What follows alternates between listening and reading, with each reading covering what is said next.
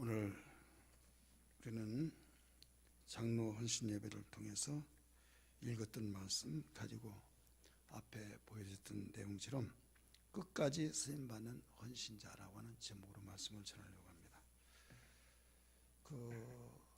교회마다 직분이 있죠. 근데 직분이 어디에서부터 시작되느냐? 피라미드가 맨 밑바닥은 넓어요. 그 다음에 올라가면서 좁아오면서 맨 꼭지점이 하나 있어요. 마찬가지예요. 2000년 전부터 시작됐던 교회가 온 지구상에 퍼져 있으면서 교회가 있는 그곳에는 직분이 있어요. 그 직분이 어디에서부터 생겼냐?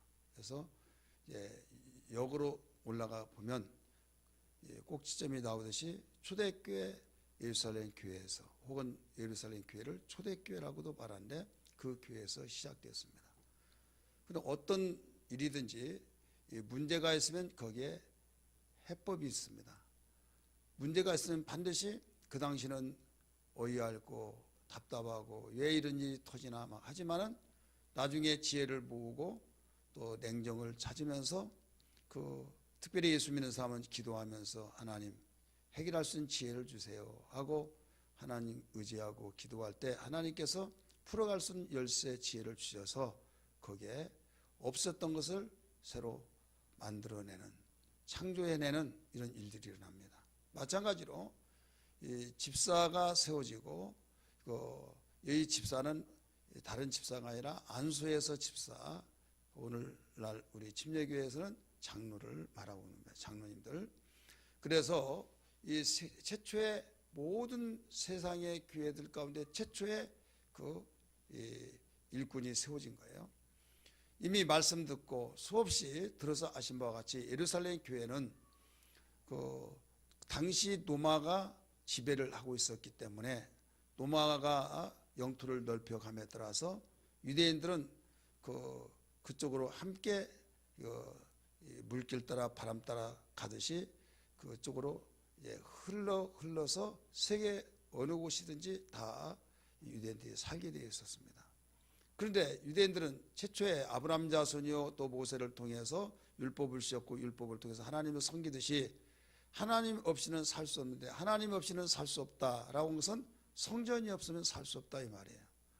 우리는 복음으로 돌아와서 예수님이 우리의 성전이고 우리 마음속에 모셔서 우리 안에 거하신 주님과의 교제하고 교통하고 그래서 일주일 동안에 살았던 모든 보고를 상처 입고 찍히고 좋았고 이런 것들을 주님께 나와서 보고하고 또 상처 입은 사람은 치유받고 좋았던 것은 나누고 해서 또 샘을 가지고 흩어져서 6일 동안 삽니다. 이게 흩어진 교회고, 모이는 교회는 오늘과 같이 주일날 모여서 치료를 받고 나누고 기뻐하면서 하나가 되어지면서 다짐하고 결단하며 또 6일 동안 열심히 잘 사십시다. 이기면서 승리의 삶을 삽시다. 결단하며 하나님의 거룩한 이름으로 다짐하면서 모였다가 흩어진 거예요. 그래서 모이는 교회, 흩어진 교회죠. 근데 구약시대 때는 그러지 않았어요. 구약시대 때는 오직 하나님 섬기는 예법이 뭐냐면 절기 다 지켜야만 됩니다. 절기 때 와서 모든 의식을 내가 하고 싶은 대로 아니라 이미 율법을 읽어서 아신 바와 같이 율법에 제사하는 방법이 있어요. 그리고 제물을 드린 것도 나는 아무것도 없으니까 마음으로만 드지 그게 통하지 않습니다. 아무리 없더라도 거기에 그냥은 하나님께 나올 수가 없습니다. 내가 부자로 산다라고 판단이 되어질 때는 송아지를 드리고 나는 그렇게 부자는 아니 나는 없지도 않고 있지도 않고 중간이야 그러면 염소나 양을 드립니다. 나는 너무 가난해 정말 나는 도움을 받아야 살아야 그럴 정도 가난하다고 하면 방구 하나를 드려요. 뭐예요? 방구. 개혁성경에는 방구라고 나오죠. 그래서 방구하니까 뽕 하는 방구냐고 가스라도 드려야냐 막 무식이 담대하다고 어떤 사람은 방구라도 드리라고 막 성경 봅시다 하면서 그 방구가 아니고 우리 개정판에서는 산비둘기 나는 비둘기도 없다 그럴까봐 산에는 산비둘기가 있죠. 그거라도 잡아서 드리라 이거예요. 그러니까 공짜로 그냥 맨몸으로 빈손으로 나오지 마라 이거예요. 그래서 율법에 이미 하나님의 명령에 따라서 기록된 율법에 그렇게 하나님께 제사라는 제사법이 나와요. 그대로 해야만 됩니다. 그래서 그 하나님을 섬기고 그랬는데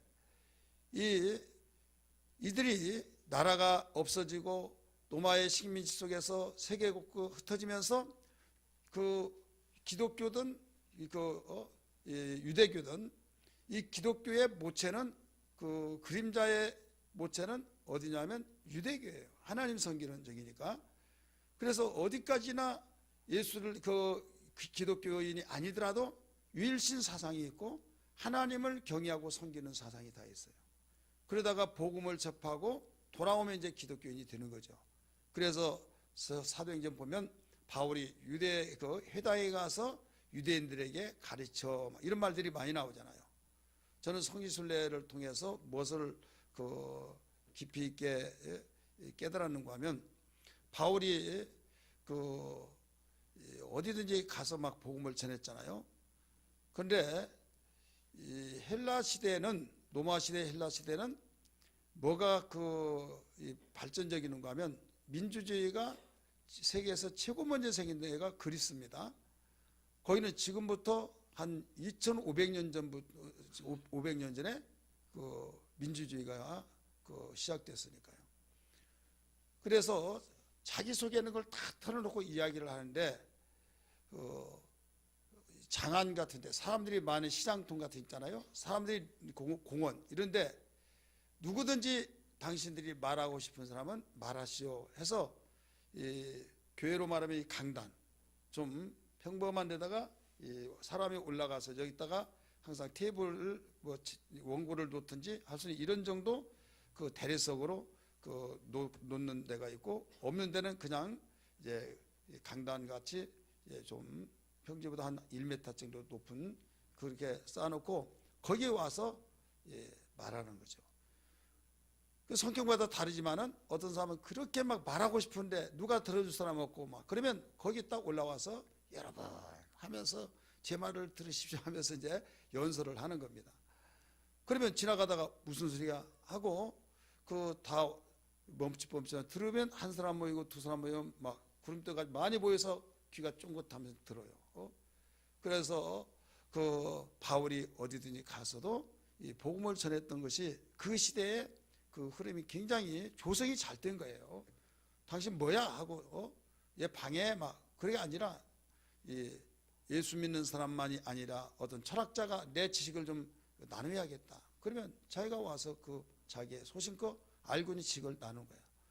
오늘날로 말하면 사람들 건강 관리를 해야 하는데 너무 안타깝다 해서 내가 꼭 이걸 좀 전해줘야겠다. 그러면 딱 올라와서 건강에 대해 관리를 이야기하고 여러 가지 자기가 알고 있는 식을 아주 아낌없이 마음껏 이제 전해주는 그런 분위기 조성이 되어 있다 이거죠.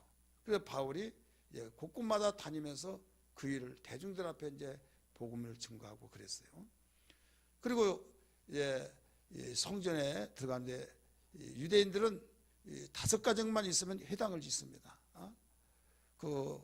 스위스는 3가정만 있으면 스위스 시계가 하나 나온다. 이런 말이 있잖아요. 그같이 5가정만 모이면 그들이 회당을 하나 짓고 거기에서 유대인들이 언제든지 나와가지고 거기에 모여서 율법을 읽고 배우고 그랬어요. 그들이 성전 중심에서 나라가 없어지고 뿔뿔이 흩어지고 난 데는 예루살렘 성전이 있을 때는 성전으로 다 모인 거죠. 아무리 바쁘고 아무리 어려운 일들 있을지라도 하나님이 명령하신 장막절, 소실절, 또 수장절 이런 절기들을 다 거기서 와요. 멀리 있는 사람이 가까운 있는 사람이 외국에 있는 사람이든지 다 와서 지켜지죠. 로마의 교회가 어떻게 해서 생기느냐. 오순절 날 14개 나라의 사람들이 다 모여서 거기서 성령 체험하고 끝나고 나서 자기의 살던 집으로 떠나는 거죠. 고국은 고국이 있지만 자기의 삶의 터전은 오늘날로 보면 터키, 가바도키아, 리비아, 구레뇨 이게 바로 북아프리카 이집트입니다. 이집트 밑에 리비아도 나오잖아요. 사도행 2장에. 그다음에 노마에서 온 자들, 그레네, 막 이런. 그러니까 그들이 모두 다 유대인인데 그 유대인으로서 이제 오순절을 지키기 위해서 이제 온 거예요. 오순절 때 은혜를 받고 성령 체험을 해서 이제 자기의 삶의 터지로 되돌아가서 거기서 자기들이 은혜 받았던 것을 나누면서 전도가 돼서 거기서 이제 예배를 드린 것이 노마교회예요. 그래 노마교회를 누가 개척했냐? 베드로가 개척. 베드로는 간 일이 없어요 거기에. 근데 이건 천주교에서 지어낸 거거든요. 그래서 그 전통을 세우기 위해서 노마교회 교황 1세가 베드로다 이렇게 해놓았는데 노마에 가서 전도한 일이 없습니다. 그러나 교회가 세워졌는데 누가 세웠냐? 바울이 세웠느냐? 바울은 그렇게 가기를 원했으나 사단이 막았다 하면서 죄인의 신분으로 나중에 가서 복음을 전한 거예요. 이미 그 교회가 있고 한 번도 보지 못했으나 마음에 소원한 것이 노마로 가서 내가 복음을 전하야겠다. 왜 노마로 가기를 원했느냐? 오늘날 미국과 같이 미국은 전 세계 사람들이 모여서 미국의 시민권만 얻으면 미국 시민이 되듯이, 그래서 세계 각국 사람들이 다 모여서 돈 벌어가지고 다 고국에 가겠어. 그러면 가면 이게 선교사가 되어진 거죠. 우리 교회 중국 지교에서 어떤 김성철 목사님 그 사모님이 괌에 가서 돈을 벌었어요. 그래서 거기서 예수를 만나고 복음을 바로 듣고 돈 벌어서 자기 그 중국에 들어가서 이제 예수를 믿고 이제 결혼해서 그 남편에게 복음 전하고 그래 목사 사모가 됐고 거기에 교회가 세워지고 그가 중국에 또 선교를 하고 있어요. 그와 같이 이 당시에 노마는 이런 매력이 있는 도시라 바울이 거기를 가기를 그렇게 원했어요. 그러나 사단이 받고 가지 못했을 때 죄인의 신분으로 결국은 가게 되죠. 이와 같이 그런 모든 사람들이 그 신앙생활을 이렇게 하나님은 여러 경로를 통해서 하게 되었는데 직분이 이제는 뭐 때문에 이런 말을 하는가 하면 유대인들 가운데서 1절 이하의 말씀 보니까 유대파 헬라인 유대파 또 헬라파 이게 나오잖아요. 유대파 헬라파. 그 헬라파는 뭐냐면 그 외지에서 있는 유대인들이에요. 따라서 외지에 있는 유대인들. 대한민국 사람이지만은 미국에서 살고 일본에서 살고 막 이런 사람들을, 그런데 이 고국에서 나 살아야겠다 해가지고 고국으로 다 돌아와서 다시 고국에서 노년을 보내면서 이제 교회를 다니면서 예수를 믿는 그 예루살렘 교회 모여서 예배드린 거예요. 근데 나는 전통을 지킨 사람이야 하고 히브리파 유대인이에요. 히브리파 유대인들은 그 한 번도 아무리 전쟁이 나고 어려운 가운데 있을지라도 밖에 나가지 않았어요. 나는 끝까지 이 자리를 지킨다. 우리 민족을 지킨다 해서 그래서 이제 예수를 믿고 이제 교회가 세워졌는데 교회 안에 유대파 그 히브리인들, 헬라파 히브리인들. 근데 누가 더 많냐? 유대파 사람들이 더 많아요. 유대파 사람이 더 많고 헬라파가 적고. 근데 헬라파 사람들은 그리스어, 다시 말해서 헬라어 성경만을 보는 거예요. 자기가 그 고국에 왔으면 고국의 히브리어를 보고 히브리 성경을 봐야 하는데 그들은 굉장히 자부심을 갖고 나는 그래 외국물을 먹었다 하면서 우리의 현실로 말한다면 나는 유학파다 해가지고 그 한국에서 예배드리는데 영어 성경 가지고 하면 이제 거기에 은근히 미운털 박히듯이 헬라파 유대인들이 그렇게 미운털이 박혀 있어요. 그래 너희는 그래 잘났어, 그래 똑똑해, 그래서 어려울 때 도망갔냐 막 하면서 그런 앙금이 보이지 않게 있었다 이거죠. 숫자가 많아지면서 그러면서 이 히브리파 사람들이 굉장히 너무 잘난 체 했다고 미워하고 이렇게 미워하고 저렇게 미워하면서 이제 하나님께 헌금을 드렸던 그 헌금을 지금까지 현금으로 드린 것이 아니라 뭘로 드렸다고 그랬어요? 물건으로. 그리고 그것을 물건을 이렇게 나눠주는데 헬라파 사람들이 왜 우리는 그 차별합니까? 우리는 조금 주게 저 사람 많이 줍니까? 그러면서 문제가 일어난 거예요. 그래서 야 이게 우리가 뭐 하는 삶이냐? 일주일 내내 물건 나눠주다가 보면 기도도 제대로 못하고 말씀 연구도 못하고 전파하는데 그냥 시간 메꾸는 것에 불과하기 때문에 너무 하나님 죄송한 거 아니냐 하면서 고심고심 갈등이 생긴 가운데 믿음과 성령이 충만하여 지혜가 있는 사람 7을 택하여 우리 애를 저에게 맡기면 어떻냐 해가지고 여기에서 보완책이 나온 것이 직분자예요. 믿으시길 바랍니다. 여기까지 많이 들으셨죠? 그래서 최초에 이 말을 대중에게 다시 말해서 온 교회에게 이야기해서 좋다고 하면서 7사람을 추천을 받아서 안수를 사도록 했다. 이게 바로 최초의 세상의 모든 교회의 최초의 직분자예요. 그러면 오늘 여기에서 우리는 이 7사람의 이름이 다 나오잖아요. 누구 먼저 나옵니까? 스데반부터 나와서 맨 끝에는 누구예요? 니골라죠. 7사람이 순서대로 나옵니다. 그러면 저는 이 내용을 보면서 저는 이 내용을 우리 성도들이 많이 알고 또 누구나 다 수십 번씩 듣기도 하고 그러나 하나님 장로의 헌신 예배를 통해서 이 말씀을 어떻게 또 증거케 하시려고 이 말씀을 생각나게 하시고 이 말씀을 집중적으로 인도하십니까 하면서 묵상하면서 하나님과의 깊은 사귐을 가졌어요. 사귐을 가질 때 나에게 번뜩 스쳐 지나가는 것이 끝까지 쓰임받는 헌신자가 되어야 된다라는 말씀을 주신 거예요. 끝까지 쓰임받는 헌신자. 그러면서 뭐가 보여지는가 하면 7사람을 분류하기 시작했어요. 분류하는 것이 나와지더라. 분류. 자, 세상에 3가지 분류를 제가 종종 말씀드렸죠. 하나는 없어서는 아니 될 사람, 하나는 있으나 하는 사람, 하나는 없어서는 있어서는 안 될 사람. 자, 우리는 어떤 사람이 되어야겠어요? 없어서는 안 될 사람. 우리 여러분에게 그거 한번 물어보세요. 물어보면 좀 쑥스러우니까 없어서는 안 될 사람 됩시다 하세요. 가정에서도 교회에서도 사회에서도 직장에서도 없어서는 아니 될 사람 됩시다. 이런 사람은 그런 사람이 많이 있을수록 그 공동체는 행복합니다. 그런데 있으나 마나한 사람이야. 그 사람은 그러면 그냥 무의미한 사람이야. 그런데 그 사람은 있어서는 안 될 사람이야. 귀신도 안 잡아가 그 사람은. 그러면 진짜 그 공동체는 한숨을 내쉴 수밖에 없는 거예요. 저 사람 안 보이는 것이 도와준 거예요. 막. 그러면 안 된단 말이에요. 천에 하나 만에 하나. 만약에 내가 그런 사람의 한 사람이라고 한다면 우리 회개하면 됩니다.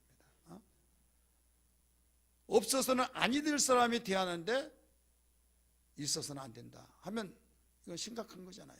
자, 빛이 있어서는 안 된다고 그래요? 없어서는 아니 된다고 그래요? 그러면 예수님 말씀하시기를 나는 세상의 빛이다. 예수를 믿는 너희는 세상의 빛이다. 그럼 빛은 없어서는 아니 된단 말이에요. 그러면 반드시 우리는 어느 공동체에서든지 없어서는 아니 될 사람이 돼야 된다 이거죠. 그와 같이 이 7사람을 세웠는데 7사람을 저는 나름대로 저는 학자도 아니고 그렇기 때문에 그는 학자같이 깊은 연구는 못했어요. 그러지만은 대략적인 큰 아웃라인 속에서 그 분류 작업을 했을 때 3가지로 분류했어요. 하나는 시작과 끝이 분명한 헌신자가 있고 시작과 끝이 분명한 헌신자. 그게 누군가 하면 스데반, 빌립, 그 다음에 3번째 이름이 누구예요? 네? 눈치 빠르면 빨리 보세요. 브루고노 사람. 근데 브루고노는 그 성경에는 안 나옵니다. 안 나오는데 그 전승이라는 것이 있어요. 전해져서 그 문서에는 나오지 않았지만은 그냥 일반적인 책에 일반적인 역사에 전승에 내려온 거기는 나와요. 나오는데 이 브루고노라고 하는 사람은 누구냐? 사도 요한이 나이가 많이 먹었을 때 하나님께로부터 영감을 받은 것을 손인의 힘이 없고 글을 쓰지 못했을 때 받아 적어라 해서 대필자. 그래서 요한계시록을 대필한 사람이야. 이 사람이. 전생에 의하면 그 밤모섬에 가면 동굴이 있습니다. 그 동굴이 있는데 낮에는 일하고 밤에는 거기서 기도하고 그리고 1m쯤 이 잡을 때가 이렇게 푹 잡는 그 흔적들이 있는데 이게 사도 요한이 일어나면서 여기를 잡았던 자리다. 설명할 때는 그렇게 해요. 그래서 성화가 있는데 그 여기가 이렇게 혹이 하나 생겼어요. 왜? 이렇게 기도하면서 엎드려서 하다가 여기에 구둑살이 있어가지고 그림이 완전히 주먹만하게 혹이 하나 생기는데 나이가 고령이 되어서 요한계시록 그 여러분 읽어서 아신 바와 같이 그 환상 중에 나타나서 그 말씀하시고 그런 내용들을 거기에서 다 적을 수 없이 힘이 없어서 그래서 브로그로가 옆에 있을 때 너 내가 말한 대로 받아 적어라 해서 그대로 다 기록한 것이 요한계시록이라 이렇게 가르쳐주고 있습니다. 자, 그렇다면 이 세 사람을 성경에 정확히 나오는 우리가 알 수 있는 사람은 두 사람이에요. 그 시작도 끝도 분명한 헌신자가 스데반, 그 다음에 빌립, 그 다음에 전승에 의해서 일러준 그나마 소식이 있어서 전승에 한다면 브로고로 이 세 사람은 그 시작도 끝도 분명한 헌신자다. 그 다음에 그 세 번째, 네 번째가 누구예요? 니가노르, 디몬, 바메나. 바메나 이 세 사람은 어떤 사람이냐? 이 사람은 아무리 뒤지고 아무리 산뜻사치 뒤지더라도 어떤 흔적이 없어요. 무슨 일을 했다 이런 적이 하나도 없어요. 그래서 시작은 분명한데 불분명한 끝을 맺었어요. 따라서 시작은 분명한데 불분명한 끝을 맺었다 이거죠. 그래서 성경에 분명히 믿음과 그 다음에 지혜가 충만하여 칭찬을 듣는 사람을 일곱을 택하자 해서 택했다고 했잖아요. 그러니까 시작이 분명하지 않아요? 분명하죠. 근데 끝이 도대체 이 세 이름이 나왔는데 끝이 어떻게 되고 어디에서 사역하고 무엇을 했는지 흔적이 없는 거예요. 그러면 전승에는 있냐? 전승도 없어요. 다 뒤지고 이 설교를 준비해서 다 뒤지더라도 나온 일이 없어요. 나만 그런 것이라 전문가들도 찾지를 못해요. 그래서 흔적이 없습니다. 그런데 이 브로고노라고 하는 사람은 그나마 전승에서 나온 사람이에요. 그렇기 때문에 일곱 집사 중에서 우리 현실적인 적용식에서 장로님들 중에서 시작과 끝이 분명한 헌신자가 있고 두 번째 분류는 시작은 분명하지만 끝이 불분명한 그런 사람이 있다. 이 사람이 여기에 디가노르, 디몬, 바메나라고 하는 사람이에요. 그 다음에 세 번째는 어떤 분류냐? 시작은 분명한데 끝이 나쁘게 맺힌 사람, 비헌신자. 끝은 분명한데 나쁘게 결론을 내린 자. 이 사람이 누구예요? 니골라. 그래서 이 순서대로 다 나왔지 않나. 성경에 그대로 지금 순서가 나왔잖아요. 그래서 그대로 분류가 되더라고요. 그러면 왜 시작이 분명하냐? 왜 시작이 분명한가 하면 이미 3절에서 어떤 사람을 택하여서 우리의 일을 그들에게 맡긴다고 그랬어요? 어떤 사람이에요? 성령과 지혜가 충만하여 칭찬받는 사람. 그러니까 이런 사람은 얼마나 귀한 사람들입니까? 분명하잖아요. 검증된 사람이잖아요. 검증되어서 그 만여 명 되는 그런 교인들 가운데서 7사람을 선택해서 사도들이 그들에게 기름을 부어서 장로가 됐다 이거예요. 장로가 되었을 때 시작은 잘 나갔어요. 7사람이 나갔는데 점점 가면서 끝이 분명하게 끝을 맺으면서 그 놀라운 헌신자가 나왔고, 어떤 사람은 시작이 분명했지만은 불분명하게 어디서 무엇을 하고 어디에서 죽고 어떻게 그 끝을 맺는가를 알 수가 없는 그런 사람이 되었고, 어떤 사람은 끝은 맺는데 완전히 기독교 역사상에서 있어서는 아니 될 사람으로 되었다 이거죠. 어떤 사람은 이렇게 말하기도 해요. 그 니골라가 아니지 않느냐. 근데 그것도 확증은 아니에요. 그런데 또 대부분 그 니골라가 이 니골라다. 저는 후자를 봅니다. 요한계시록 2장 말씀 보면 2장에 보면 그 니골라 당을 성경은 가리키고 있습니다. 에베소 교회에서 내가 첫 번째 사랑을 버렸다. 잊어버렸다는 것이 아니에요. 첫 번째 사랑을 버렸다. 칭찬을 다 해주면서 그러나 첫 번째 행망할 것인데 첫 번째 사랑을 버렸다. 이걸 찾아낸 거예요. 그러면서 칭찬해 준 것이 뭐냐면 니골라당의 행위를 내가 미워했다. 에베소 교회 그렇게 말한 거예요. 나도 니골라당을 행위를 미워한다. 이렇게 가르쳐 줬어요. 그러면 주님께서도 니골라당을 미워하실 정도로 되면 얼마나 그 잘못된 행위라는 걸 알 수가 있죠. 우리 성경 봅니다. 요한계시록 2장 6절.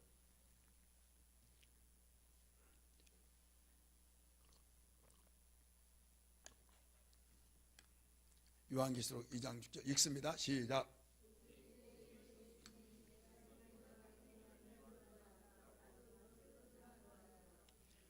네게 이것이 있으니 어떤 것이 있으니 내가 니골라당의 행위를 미워하는도다.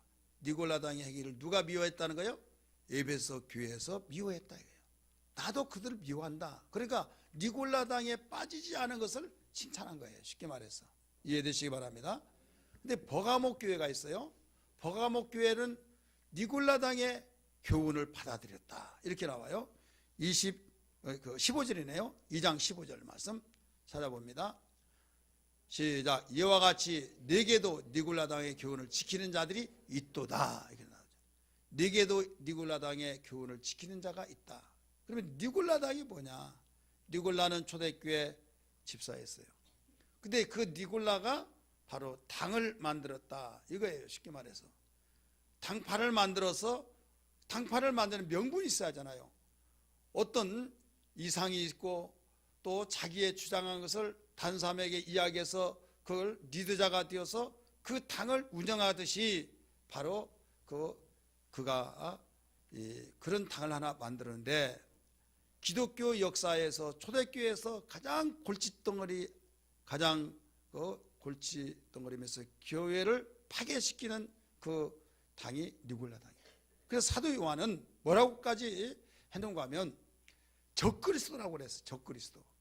요한 1서, 2서, 3서에 보면 특별히 2서에 이런 내용이 나오잖아요. 누구든지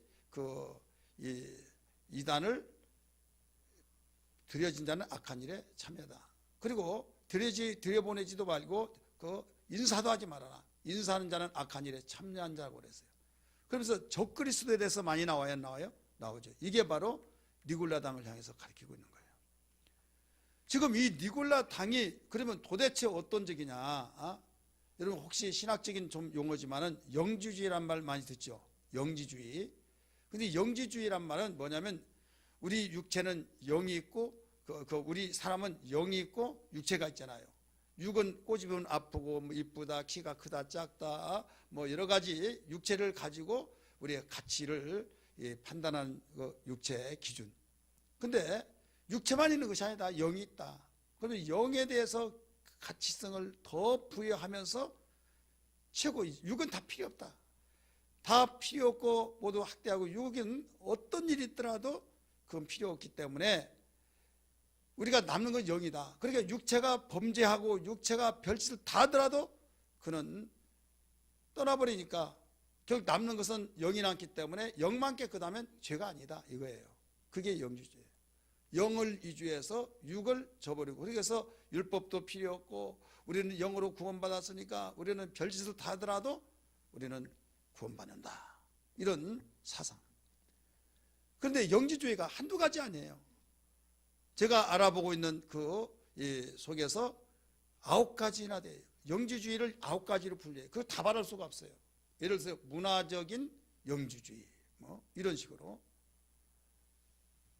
또 율법주의와 기독교의 혼합 영지주의 이런 식으로 굉장히 복잡하지만 한 가지 분명한 것은 여기에 니골라당의 영주주의는 어떤 거냐? 어떤 영주주의인가 하면 음부적인 그 영주주의예요.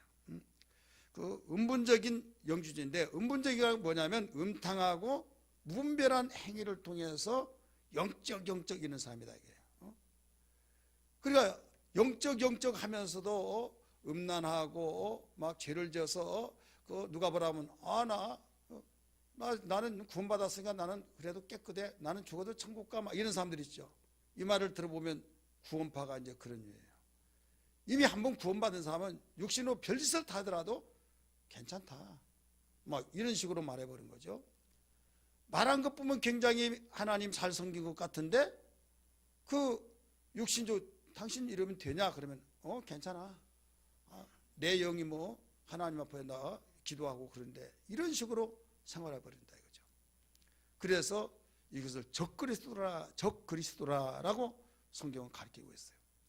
근데 이 니골라 당이 이런 세를 확산시켜서 막 굉장히 뻗어나갔는데, 기독교 복음을 열심히 사도들이 증거하고 교회가 세워져 나갈 때 그것이 한번 딱 들어와 버리면 우리 기독교는 어떻습니까? 하나님 말씀을 듣고 순종하고 믿음으로 살기 위해서 믿음의 선한 싸움을 싸우고 핍박을 받고 조롱을 받고 오해를 받고 한이 있을지라도 하나님의 말씀을 지키기 위해서 계속 우리 눈물 뿌려 기도하고, 또 내가 그대로 살지 못했으면 애통하고 그러지 않습니까? 근데 니골라당에 딱 거기에 점령이 되어버리면, 야, 기도만 하면 돼. 그리고 우리 육체가 죄지 우리 영이 죄지 않았어. 육체가 죄진 것은, 육체가 죽으면 육체 지가 죄었으니까 지가 알아서 한 거고 우리 영은 괜찮아. 그러면서 아주 편하게 신앙생활한 것 같이 이야기하니까 거기에 빠져들어가 버린 거예요. 그래서 기독교의 최악의 이단이다 라고 가르쳐주는, 이 니골라는 성경에서 이미 가르쳐준 것처럼 유대교에 입교했던 안디옥 사람 니골라라 이렇게 나와요. 자, 5절 한번 읽어보세요. 본문 말씀 5절 시작. 온 무리가 이 말을 듣고 기뻐하여 믿음과 성령이 충만한 사람 스데반과 또 빌립과 프로고로와 니가로로와 디몬과 바베나와 유대교에 입교했던, 따라서 입교했던 안디옥 사람 니골라를 택하여, 이렇게 나오잖아요. 유대교에 입교했던 안디옥 사람 니골라를 택하여 했죠. 자, 저는 전도하면서 또 목회하면서 느낀 것이 많아요. 그게 뭐냐면 자기가 어떤 신앙생활에서 이방신에서 가령 천주교에서 기독교로 왔을 때 다그는 아닙니다. 그런데 왔다가 다시 가는 사람들을 볼 수 있었어요. 왜 그럴까라고 했을 때 그 뿌리가 깊다 이거죠. 뿌리가 깊어요. 그리고 신앙의 뿌리가 처음부터 모태에서부터 교회를 부모님 따라서 함께 다녔던 그 사람들은 저런 것이 뭐 신앙이야 하는데도 끊어지지 않습니다. 이건 그냥 뿌리가 깊기 때문에 그래요. 좀 안 좋은 일들을 우리가 볼 수 있는데, 이제 매스컴을 통해서 뭐 목사가 이렇고 저렇고 하면 그런 사건들이 나고 있잖아요. 그러면 이 프로테이션을 내면 어떤 사람이냐? 신앙의 뿌리가 없이 나중에 한 30년, 40년, 뭐 40살, 50살 되어서 예수 믿고 그 나이에 이제 또 공부할 수도 없으니까 어디서 이상한 데서 속성으로 교육받고 뭐 교단도 구성되지 않는데 거기서 막 안수받고 목사가 되어서 이제 그동안 돈 모아놨으니 개척한답시고 개척해서 누가 양복당 주고 성경책 딱 가지고 다니면 그 사람 목사님이 목사님이자고 그렇다고 하면 목사라고 하는 그 신분 때문에 그를 인정해 준다. 근데 그 사회생활 속에서 세상 사람이 살았던 그 삶이 그대 몸에 젖어가지고 나중에 이제 은혜 받고 은혜로 충만했을 때는 괜찮은데 그러지 못했을 때 그게 본성이 드러나 버린다 이거죠. 여러분, 죄 짓는 것이요 그냥 쉬운 거 아니에요. 굉장히 어려운 겁니다. 죄 짓는 것이. 어떤 사람이 어렵냐? 거짓말 안 해본 사람이 거짓말은 굉장히 어려운 거예요.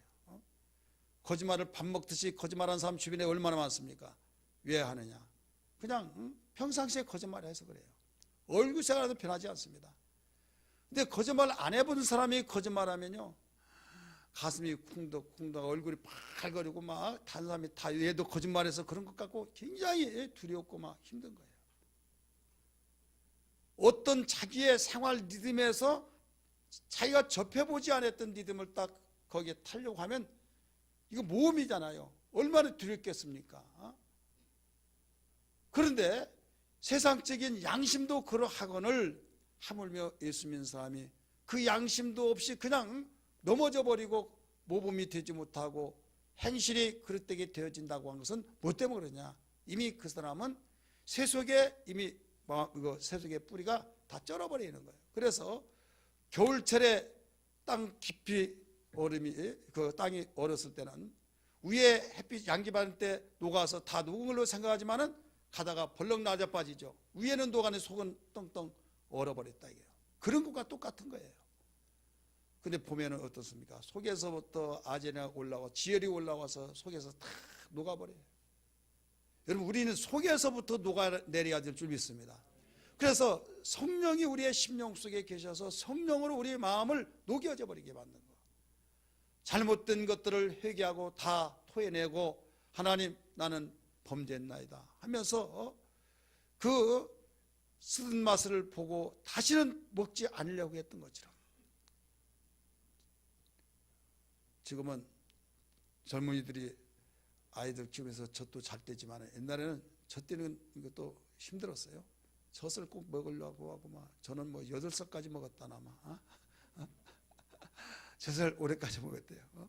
예, 그럴 만도 할 거예요. 내가 할아버지가 되다 보니까 이쁘잖아요. 그 아들 하나 낳고 딸 7 낳고 8번째 나를 낳으니까 얼마나 예쁠까요? 그러니까 젖 먹으려고 하면 계속 주고 하니까 그러니까 먹지 않았나? 그러니까 여기에서 뭐냐면 이제 뛰기는 뛰었는데 어떻게 하냐? 막 소태나무라고 있어요.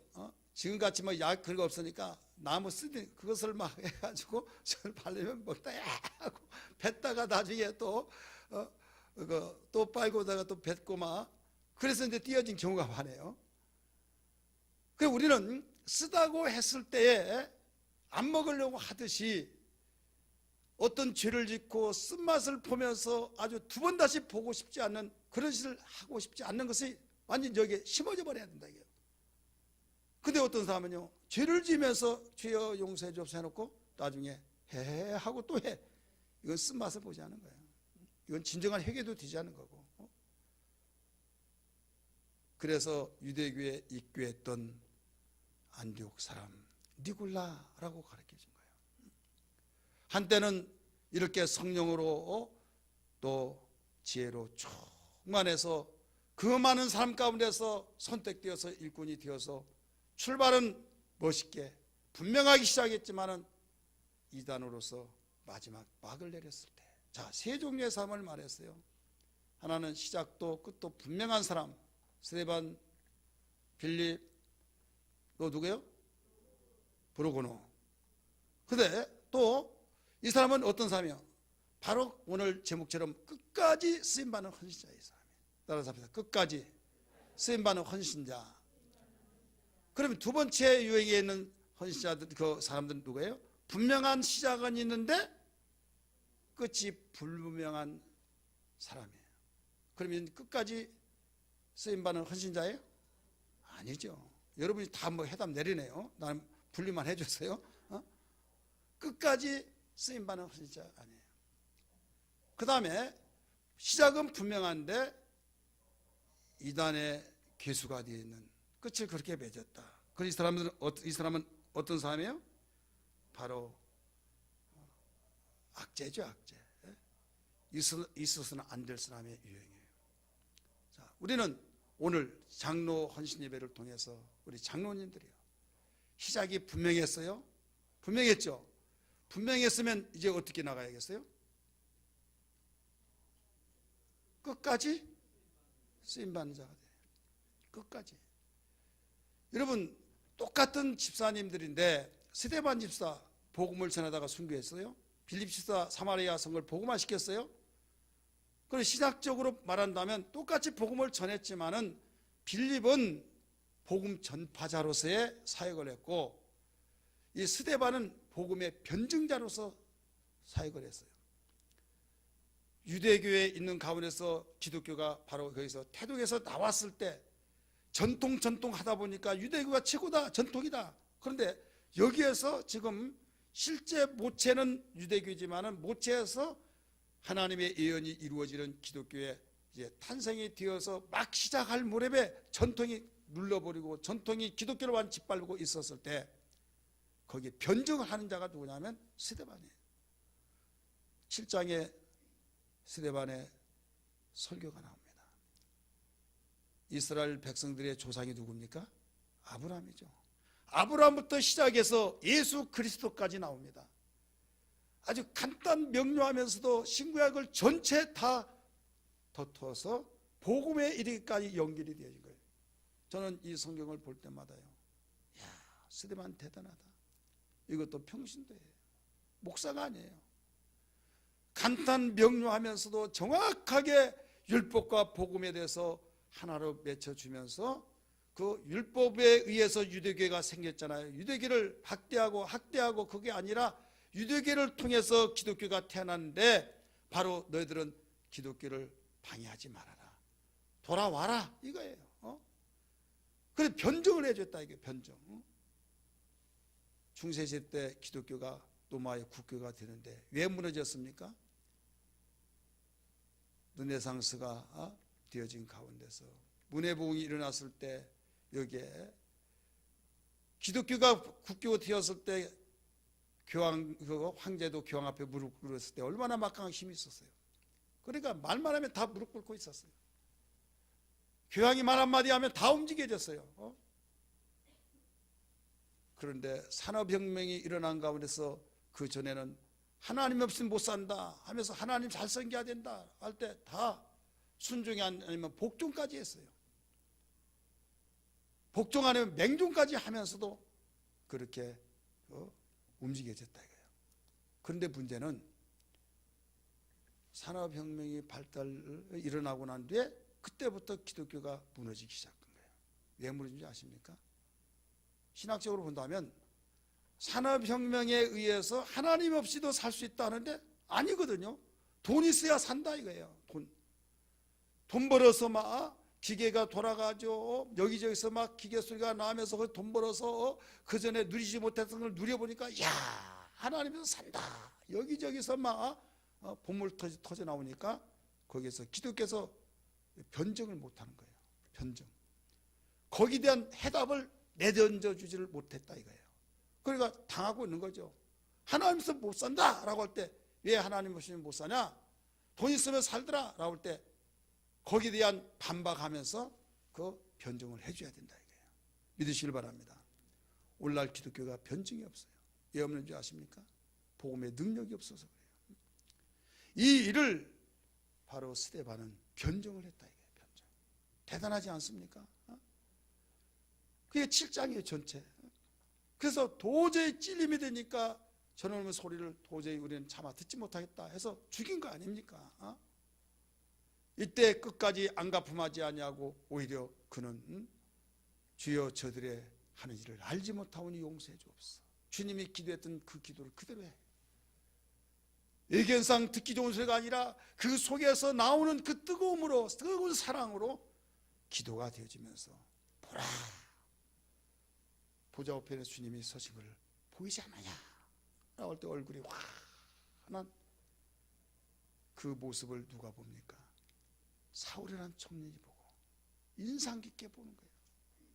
한 사람도 전도하지 못하고 순교해서 죽었지만은 그 인상이 머리를 치고 뇌를 치면서 가슴에서 잊을 수가 없는 가운데 다메섹 도상에서 주님이 나타나셔서 그를 위대하게 사역의 일꾼으로 부르신 것을 믿으시길 바랍니다. 예견상 볼 때는 한 사람도 전도하지 못했지만 그는 바로 그 좋은 이미지를 남겨줬고 복음의 능력의 이미지를 남겨준 거예요. 우리 자리에 참석하는 우리 애국왕교회 모든 성도들이 우리 함께 직분자로서 일꾼으로서 헌신자가 되기를 주의 이름으로 축원합니다. 특별히 장로 헌신 예배를 통해서 우리 장로님들 무엇보다도 정말 시작이 분명하니까 우리 끝도 분명히 맺은 헌신자가 되기를 주의 이름으로 축복합니다. 그러기를 원하시면 아멘 하십시다. 내 구주 예수를 더욱 사랑 314장 엎드려 비는 말 들으소서. 내 진정 소원님 내 진정 소원이 내 구주 예수를 더욱 사랑 더욱 사랑. 우리 손을 받지 말고 부릅시다. 내 진정 소원이 내 구주 예수를 더욱 사랑 더욱 사랑.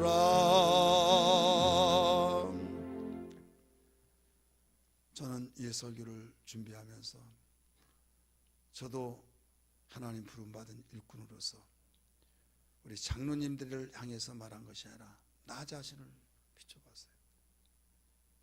성령과 지혜와 제가 충만하고 칭찬받는 가운데서 출발했다 이거예요.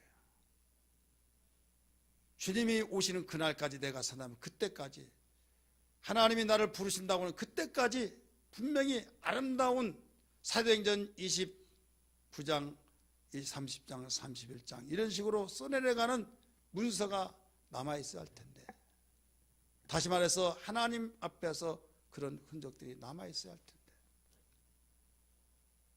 혹은 있으나 마나한 사람처럼 시작은 분명한데 끝이 불분명한 그 사람이 되어졌다고 한다면 어떻게 될까? 이건 인생 실패다. 직분자로서의 헌신자가 아니었다. 이게 증거가 되어버린다 이거죠. 행위나 잘난 체하고 똑똑한 체 하다가 나중에 니골라당과 같이 되어버리는 이러지는 않나. 우리는 여기저기에서 이런 자들이 많이 일어나고 있다 이거죠. 우리는 어떤 일이 있더라도 끝이 분명할 수 있는, 시작도 분명했으니 끝이 분명. 이건 주님이 원하신 거예요. 왜? 나는 알파와 오메가다. 시작과 끝이다. 갈라디아 교회가 시작은 분명했지만 끝이 잘못됐기 때문에 성령으로 시작했다가 육체로 마치려느냐? 어리석도다 갈라디아 사람들아. 이건 어리석다고 말씀을 가르쳐 주었어요. 우리 장로님들은 어리석은 것이 아니라 정말 지혜롭고 없어서는 아니 될 헌신자로서 끝까지 귀감이 되고 정말 애국왕교회 헌신자라고 하는 이 헌신의 그 헌신자의 아름다운 우리 역사에 계속 기록되어서 모든 후대에게 그 문서들이 남겨지는 그런 헌신자 되기를 주님으로 축원합니다.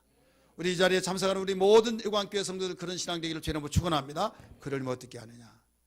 우리는 성령의 충만을, 성령 충만이 왜 충만하지 못했냐? 지혜가 충만이 왜 지혜가 충만하지 못하고 칭찬 듣는데 칭찬을 못 듣냐? 라고 한 이게 좀 의문점이죠. 이것은 현장을 귀하게 여기지 않아서 그래요. 따라합시다. 현장을 귀하게 여기지 않아서. 일꾼은 바로 일하라고 주신 거죠. 일하라고. 그 일하라고 주시는데 그 일을 하라고 하는 것을 중요히 여기지 않고 이름만 그냥 가지고 있다고 한다면 일한 것이 없으니까. 우리는 어떤 일이 있더라도 그 내가 맡겨진 내가 해야 할 일이 얼마나 귀한 걸 알아야만 됩니다. 축구 선수가 그라운드가 없다고 한다면 그에게는 그때부터 완전히 굳어지고 그는 태워진 겁니다. 누구든지 현장을 가지고 있어요.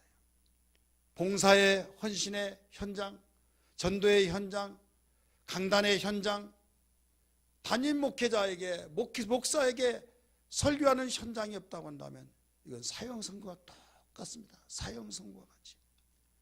대부분 목사님들이 어떤 문제가 일어났던 이런 유형들은 다 그런 건 아니지만은 거의 90%가 직함은 목사인데 설교에 강단이 없어요. 그러니까 목사님은 목사님이지만은 현장이 없다, 이게 현장이. 저 기독교 문서에서 책 팔더라도 목사님, 어떤 일을 하더라도 목사님, 다 목사님인데 현장이 없다 보니까 거기에 맡겨진 일을 위해서 기도하고 맡겨진 일을 위해서 애통하며 맡겨진 일을 위해서 거기에서 훈련을 해야 하듯이 이게 없이는 그냥 태보직이 되어버린 거예요. 그렇다면 우리는 신앙생활하면서 직분이 얼마나 중요한지 몰라요. 교사의 직분이 중요하고 또 나에게 봉사의 직분이 중요하고 전도하는 직분이 중요하고 또 나에게 맡겨진 그 직분, 셀장의 직분이 중요하고 그것 때문에 내가 움직여지는 거예요. 따라서 그것 때문에 기도하고 그 일 때문에 움직이고 그 일 때문에 깨어있고 그래서 그 일이 계속 지속해 나가는 거예요. 그게 없이는 완전히 도태되어져 버린 거예요.